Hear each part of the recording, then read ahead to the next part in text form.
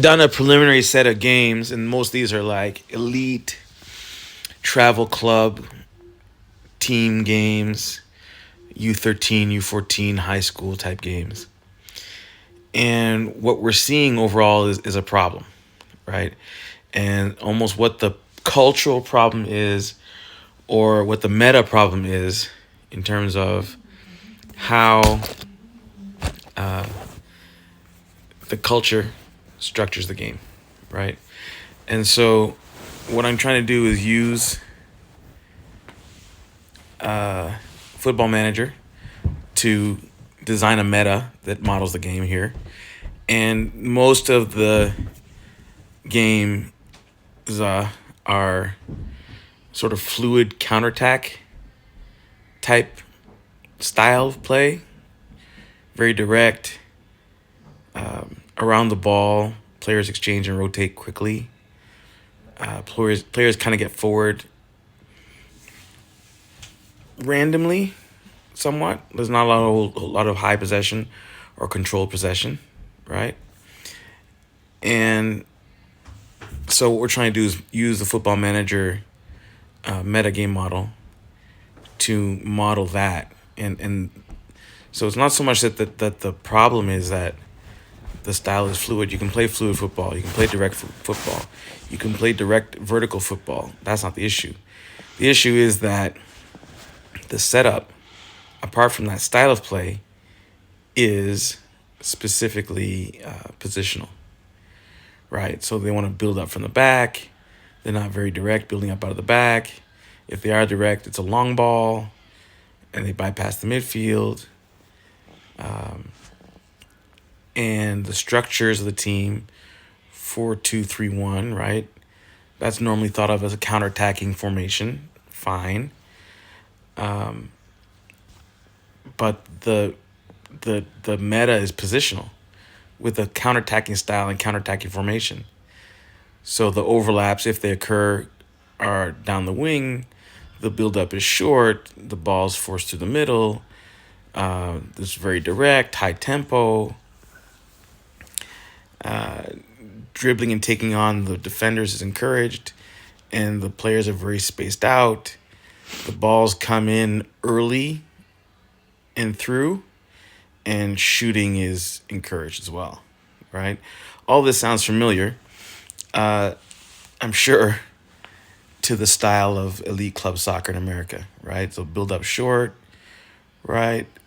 Although not a short throw necessarily, right? But build up out of the back at least, right? There's no counter pressing to speak of because it's very positional. So players not leaving their positions. There's a gap. The defensive lines are not pressed high necessarily. There's a gap between the defense and the midfield. And it's a mid block, for most part. But a mid block that attempts to stop the other team or press the other team rather high so that you get that gap between the defense and the midfield, or the defensive midfield and the offense.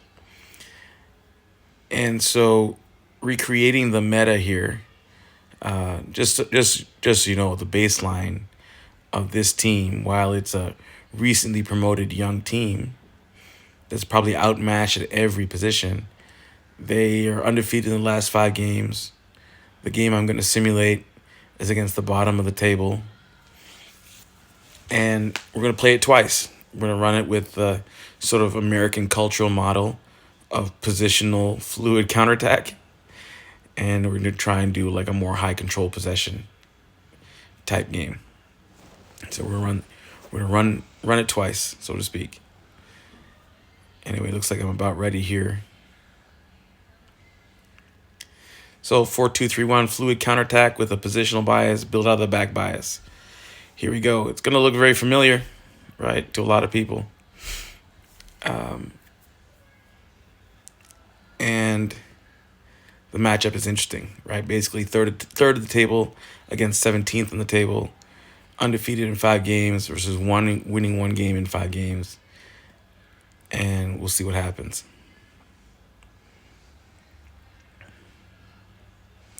We'll let the engine run.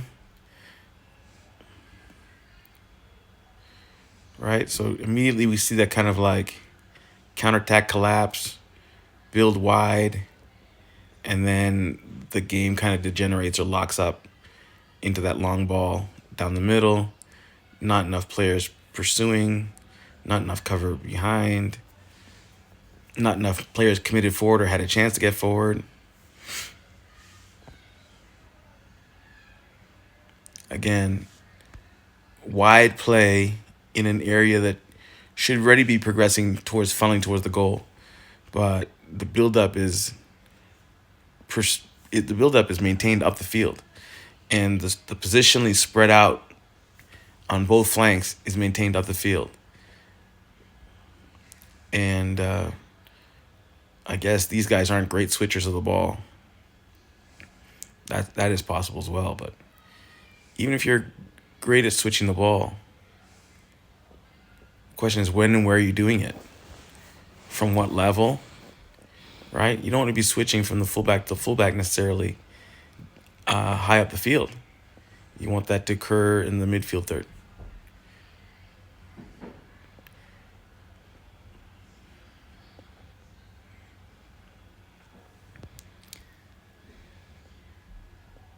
All right, so we've conceded a goal.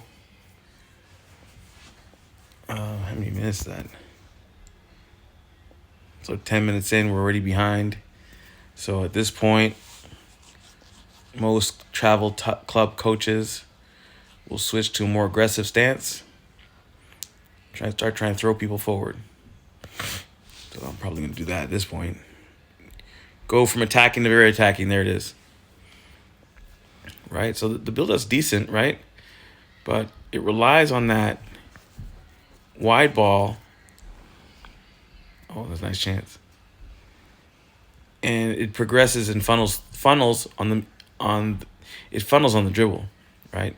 So the attack is started with a dribble. It's not a switch, not a through ball, not an overlap. The ball comes wide, and there's that through ball attempt.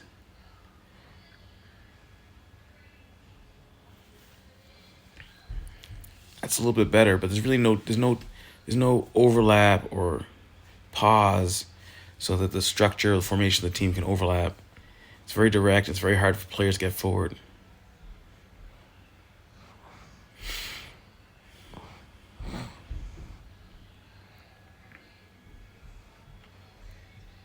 Which limits not only the offensive opportunities, but the defensive ones. So it limits the defensive counter-pressing opportunities. All right, so I'm speeding up the engine a little bit here.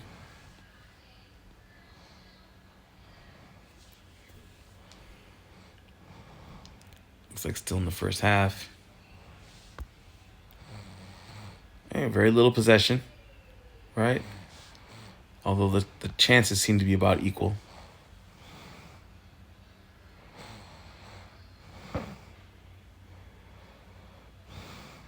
And you're seeing that pattern a lot.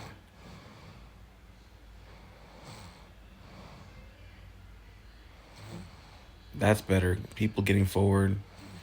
The play is funneling.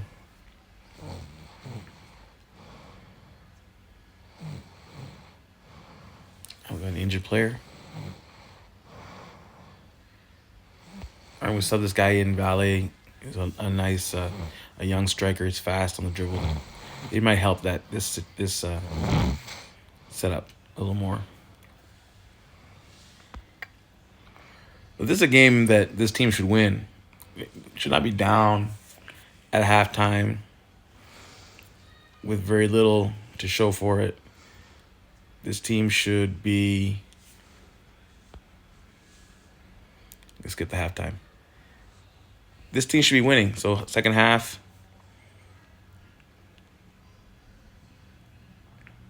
It's a little harsh from the referee. All right, we're trying to show you a little bit more of the setup in the second half. Again, we kept it on very attacking because we're a goal down.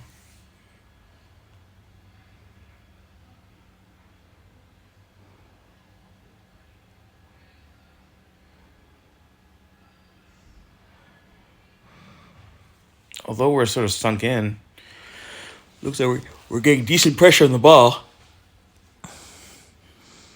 But they're able to work it wide from side to side and attack narrow. That's not going to be good.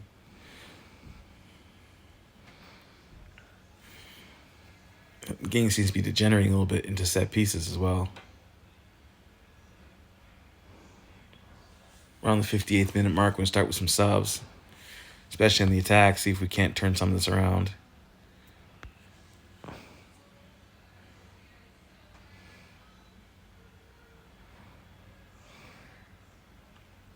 All right, and there's you see that a lot in club soccer, right? So trying to build out a back, very positionally, and because the players are so wide in their positions, quote unquote, that there's turnovers in the defensive end in the build up.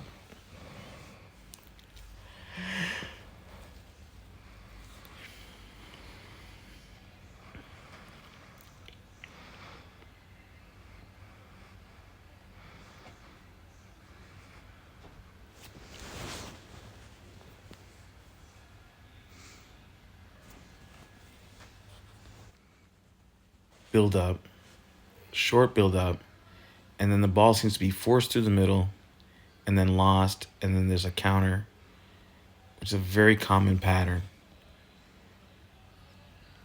with this meta setup, right? So at this point here,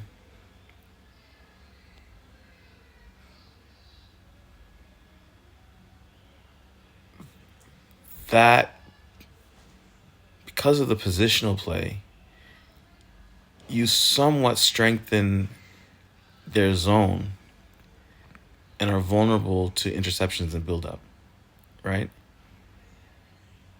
And the restrictive positions leave the defense of the attackers open to a counterattack. Oh, there should be more cover. Yeah, it's just a quick counter, right? Against the zone defense. So some of this is the failure to, if you're going to play positionally against the zone defense, which is fine, it's the failure to optimize positional play against the zone defense. Both in terms of numbers and shape and responsibilities. Who's on the ball, how many are on the ball, and what their shape is. So anyway, we're down 2-0, right? So part of that is the fluid nature of the style doesn't allow for positional play. It's too rushed. It's too direct. Positional play is more deliberative and careful in the build-up with numbers, control, positioning, and patterns. And our concept of positional play doesn't match well with our culture of fluid counterattacking and verticality.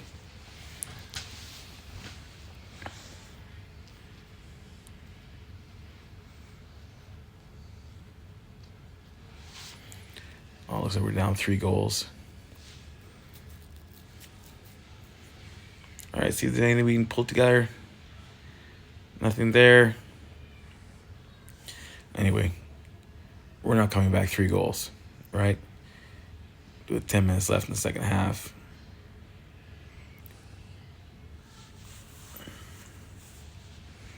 Got a red card. So man up.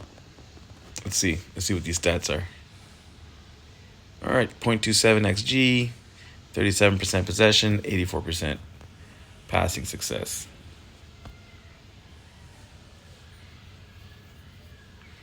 In a game we'd be expected to win, right? Gave up 3 goals. Nice little, yeah, so there's that dribbler that I subbed in for the injured player at the half. So it does work with very direct dribble play, for sure. All right, and that's the game.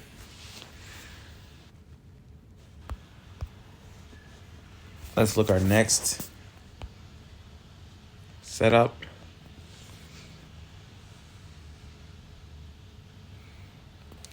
So this is a more of a possession control type setup. The same issue with the guy who's injured. Got to sub him out. I did do the same defensive assignments, defensive setup for the most part. Except for, let's see what we changed.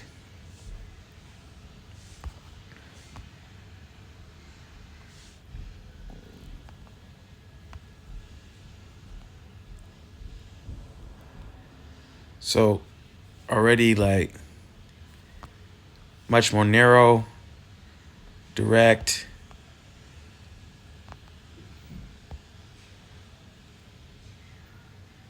underlapping, but high possession, work the ball into the box.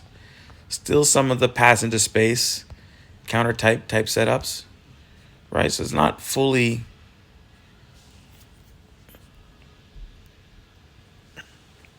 countercultural if it was America, right? But these are tweaks on the American game. So direct, but not too direct, right? Tempo much slower. Work the ball into the box.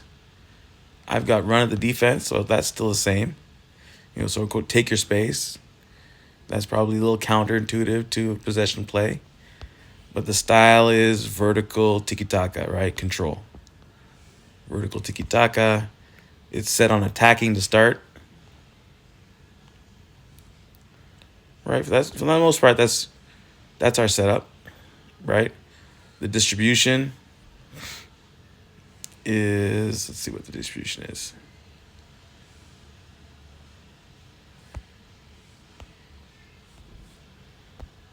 Distribution is short, middle, roll it out, right? There's counter pressing, counter when possession is lost, distribute quickly. Okay? So definitely some difference, right? Or differences. Oh, and then it's a 4-4-2 diamond, so more balanced setup than a pure counterattacking setup, right? So more narrow and designed to not only progress the ball but maintain control and possession. Much higher defensive line, right? We're not pressing like crazy up the front. Fewer press triggers. All right. Same, I believe, defensive instructions in terms of man marking and tracking men, that kind of thing. All right, so here we go. First couple minutes. All right, everybody, this is TouchLink. This is a sponsor of our video today. TouchLink provides customized data solutions for sports clubs looking to analyze their soccer games. So it's soccer data to make your game better, professional analytics, and it's a reliable team. The turnaround is quick. Go to touchlink.com, again, our sponsor for today, and book a demo or contact them. We can recommend them. We use Touch. These are like elite and narrow. I mean, ready to see a dramatic difference, right? High possession. Possession high of the field. Sufficient numbers up the field. Decent rest defense to help. Counter pressing. Looks like a 2-3-5. There's 3 guys in the middle, narrow. So, that might be a limitation of the setup. I look at that down the road.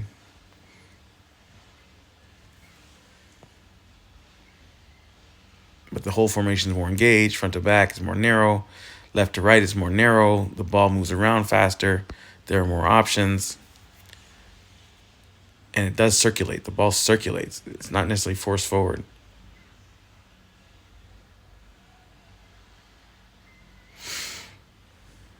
So, very different from the last time, right? The ball moves forward, front to back to side. It's possession and complexity and speed. So the possession is not stifled.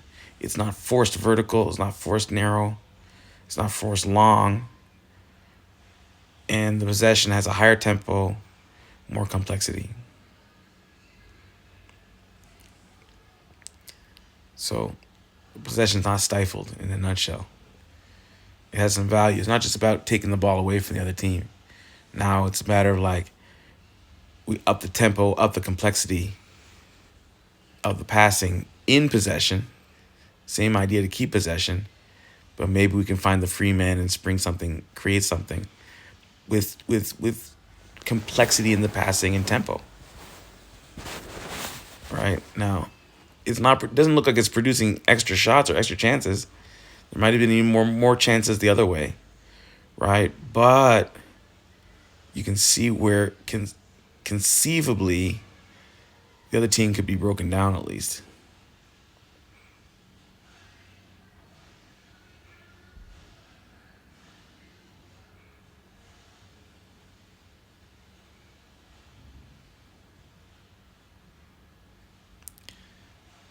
Able to switch the play fairly comfortably, a little higher up the field.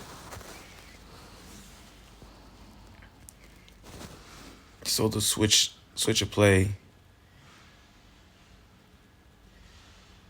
is more of a realistic threat.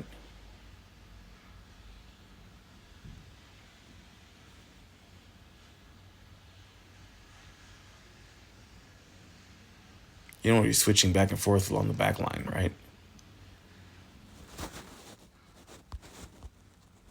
Way into the game a little bit here. That was fine. That was a counter.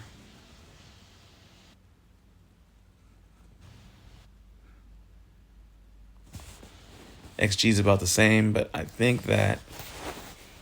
Oh.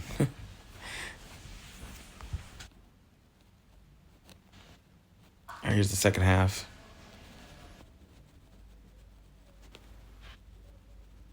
Point in the other game.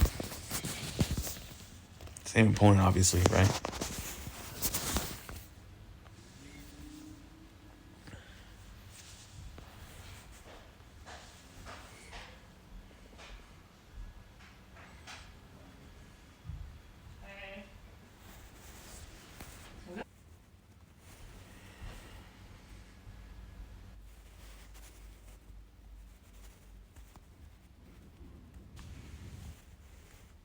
Certainly not as effective as in chance creation, right?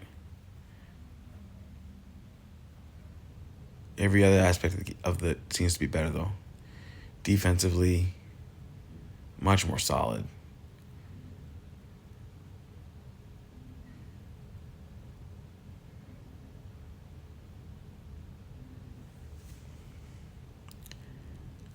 That's the game. I think towards the end we started to sort it out, right? We started to sort out the attack. So some of the modifications we made towards the end, if they'd been in the beginning, perhaps we would have gotten a better result. But 0-0 is still better than 3-0.